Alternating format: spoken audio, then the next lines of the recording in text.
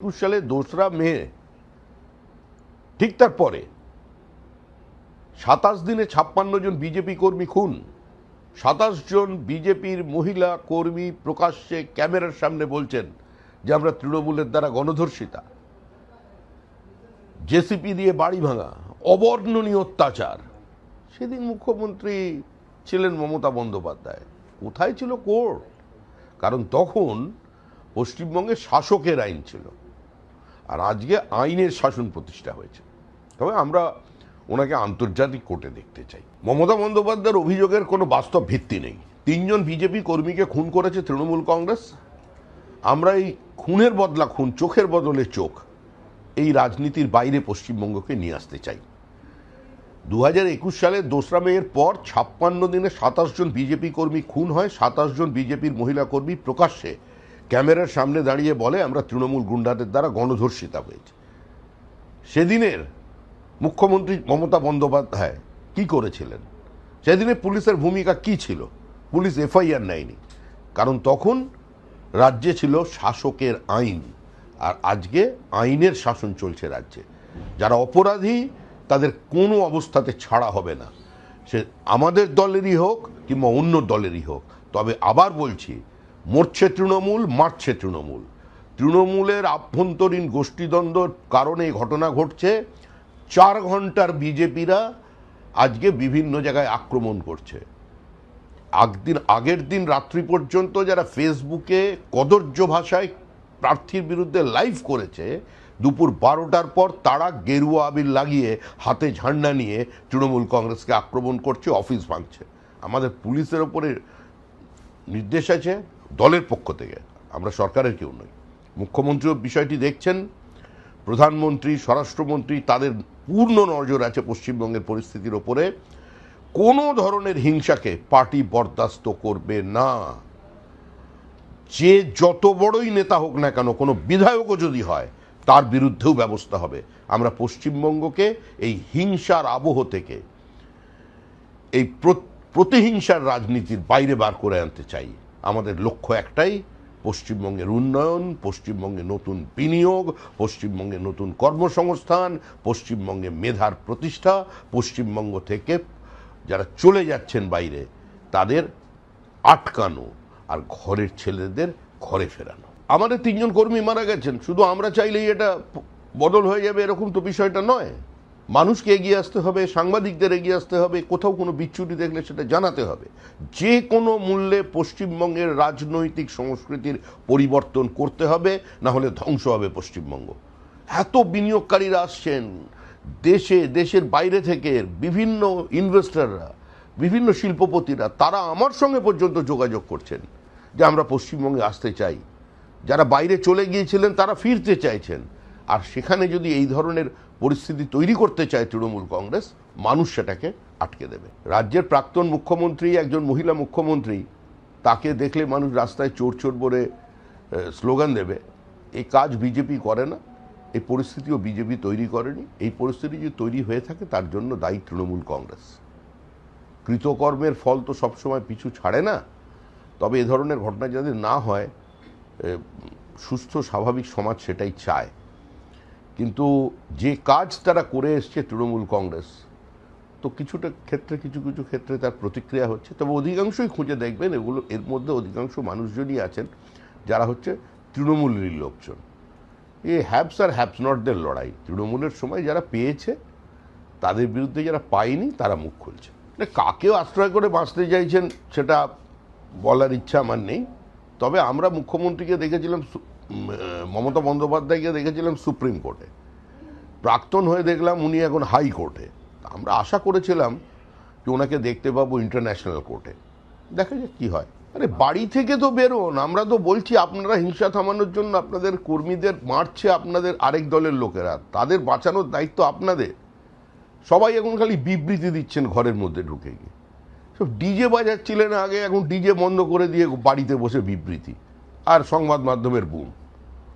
এই ধরনের রাজনৈতিক ধারাভাষ্য দিয়ে তো কোনো লাভ নেই। হিংসা বন্ধ করতে গেলে তাদের নামতে হবে, কারণ মারছে তৃণমূল, মরছে তৃণমূল, এটাই তো চলছে 3 বছর ধরে, এখনো তাই হচ্ছে। এই 4 ঘন্টার বিজেপি যারা হয়েছে, হঠাৎ বিজেপি এরা কারা? এরা কেউ দলের নয়। 4 তারিখ থেকে যারা বিজেপির পতাকা ধরেছে তারা বিজেপির কর্মী নয়, তাদের পাশে দল নেই। তাদের চিহ্নিত করুন, পুলিশকে দিয়ে তুলিয়ে দিন তাদের। আমরা এগুলো হতে দেব না। বিজেপির কোনো ট্রেড ইউনিয়ন নেই, বিজেপির কোনো ছাত্র সংগঠন নেই, বিজেপির নিজস্ব গঠনতন্ত্রের ওপর চলে। বিজেপি কারোর জানলা দিয়ে উঁকি মেরে অন্য দলের কর্মীকে টেনে আনার পক্ষে নেই। কেউ ঢুকতে পারবেন না। এখন যখন নেবার হবে, যাদের নেওয়ার কথা পার্টি মনে করবে, তখন তাদের নেওয়া হবে। সরকার সরকারের কাজ করছে, সরকারকে একটু সময় দিন। সবেমাত্র শপথ হয়েছে, আর পার্টি পার্টির কাজ করছে। দল কোনোভাবে সরকারের কাজকর্মের ওপরে হস্তক্ষেপ করবে না। আমাদের কোনো রকম অভাব অভিযোগ থাকলে, কোনো জায়গায় কোনো বিচ্যুতি থাকলে, সেটা আমরা শুধুমাত্র জানিয়ে দেব। পশ্চিমবঙ্গে একটা সময় এসছে যখন এই রাজনৈতিক সমাজকে শেষ করতে হবে। দল, প্রশাসন, গুন্ডা, দুষ্কৃতী সব মিলিয়ে মিশিয়ে দিলে চলবে না। সরকার এবং দলের মধ্যে একটা বিভাজন রেখা থাকবে। পশ্চিমবঙ্গ রাজ্য সরকার তৈরি হয়েছে, বিজেপি সরকার তৈরি হয়নি। বুলডোজারের রাজনীতি তো তৃণমূলের রাজনীতি। জেসিবি মেশিনের গল্প ভুলে গেলেন? বিজেপির নেতার গাড়ি ভাঙচুর, বিজেপি নেতাকে রাস্তায় ফেলে লাথি, ঘুষি, চড়, তারপরে দাঁড়িয়ে ওই ওদের কে একটা বোম্মাদে যে আছে একটা, কে, হ্যাঁ কি নাম যেন, ও আবার একটা সময় যাকে হারমাত বলে ডাকতো তৃণমূল কংগ্রেস, কি বিবৃতি দিয়েছিল, গাড়ি ভেঙেছি, হাত পা ভেঙেছি, এবার মাথা গুঁড়িয়ে দেব। মুখ্যমন্ত্রী কোনো বিবৃতি দিয়েছিলেন? বিজেপি ক্ষমতায় এসছে বলেই এরা এখনো জীবিত আছেন। কিন্তু প্রয়োজনে আমাদের কর্মীরা অন্য ভাষাটা জানে। রাজ্যে কোথাও কোনো খুন হয়নি প্রতিহিংসার কারণে। যা হয়েছে, তৃণমূল কংগ্রেস বিজেপি 3 জনকে খুন করেছে, আর বাদবাকি তৃণমূলকে মেরেছে। উত্তরবঙ্গের একজন কর্মীর বাড়ি ঘিরে ফেলেছিল, বিধায়কের বাড়ি ঘেরা ছিল, স্বতঃস্ফূর্ত জনরোষ, লিঞ্চিং এ শেষ হয়ে যেত। আমরা দায়িত্ব নিয়ে তাদের সেখান থেকে সরিয়ে দিয়েছি, কারণ এই রাজনীতির আমরা শেষ দেখতে চাই। সরকার ঠিক করবে কবে ইউসিসি চালু হবে। পার্টির ঘোষিত অবস্থানের কথা আমি বলেছি। আমরা তো কোনো লুকিয়ে কাজ করি না, কোনো হিডেন এজেন্ডা নেই।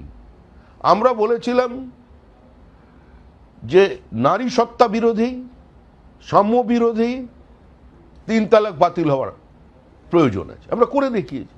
আমরা বলেছিলাম 370 ধারার বাতিল চাই, আমরা করেছি।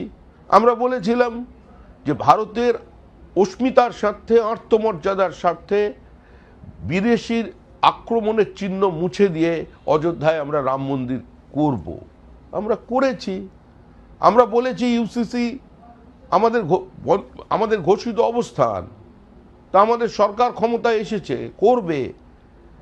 আজকে জনজাতি, আদিবাসী, তাদের রক্ষা করার দায়িত্ব, তাদের সংখ্যা কমছে, অনেক ভালনারেবল কমিউনিটি আছেন, তাদের জন্য প্রধানমন্ত্রী বিশেষ প্রকল্প নিয়ে এসেছিলেন, পিএম জনমন, এবং রাষ্ট্রপতির অনুরোধ করেছিলেন, তাকে পর্যন্ত পশ্চিমবঙ্গে কার্যকর করতে দেওয়া হয়নি।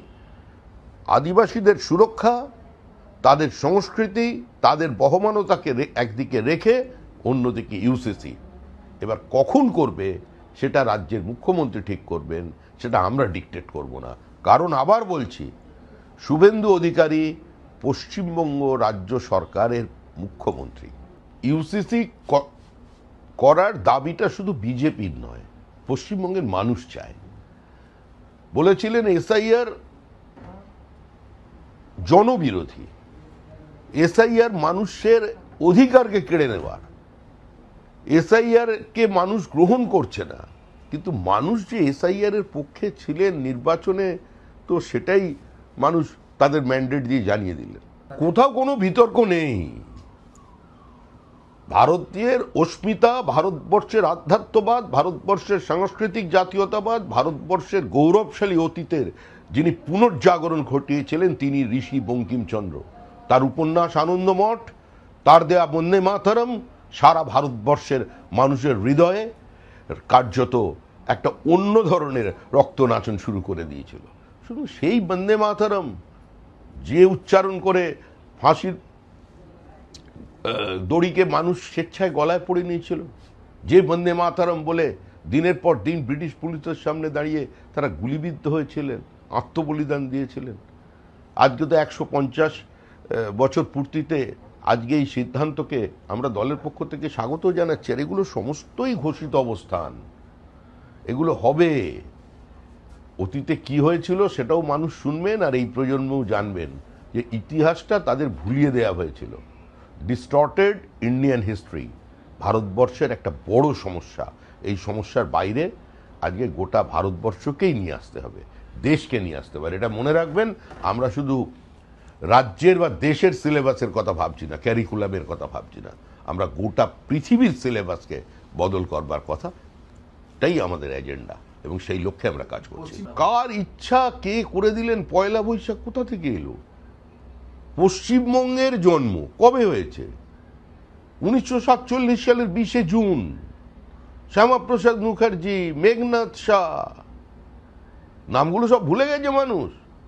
রানী জ্যোতির্ময়ী, শিবেন্দু শেখর রায়, কংগ্রেসের সমস্ত হিন্দু বিধায়ক, এমনকি কমিউনিস্ট পার্টির জ্যোতি বসু, রতনলাল ব্রহ্মণ, তারা সেপারেট হিন্দু বাঙালির হোমল্যান্ডের জন্য প্রস্তাবের পক্ষে ভোট দিয়েছিলেন। জন্ম হয়েছিল সেদিন পশ্চিমবঙ্গের, সেটাই পশ্চিমবঙ্গের জন্মদিন। যারা এটাকে বিকৃত করতে চাইছিলেন, যারা এটাকে বয়কট করার কথা বলছিলেন, মানুষ আজকে তাদের বয়কট করে দিয়েছে। মানুষ আজকে তাদের বাড়িতে গিয়ে ডিজে বাজিয়ে দিয়েছে। অবশ্যই হবে, প্রতিবারই আমরা করি, দল হিসেবে করি, এবার সরকার করবে। ঠিক সময়ে আমাদের মন্ত্রিসভা গঠন হয়ে যাবে। আপনারা এই নিয়ে চিন্তিত, এটাতেও আমার খুব ভালো লাগছে এবং আনন্দও পাচ্ছি যে আমাদের মন্ত্রিসভা গঠন হবে এই জীবনে আমি দেখতে পেলাম, এবং সেটা নিয়ে আমাকে প্রশ্ন করছেন।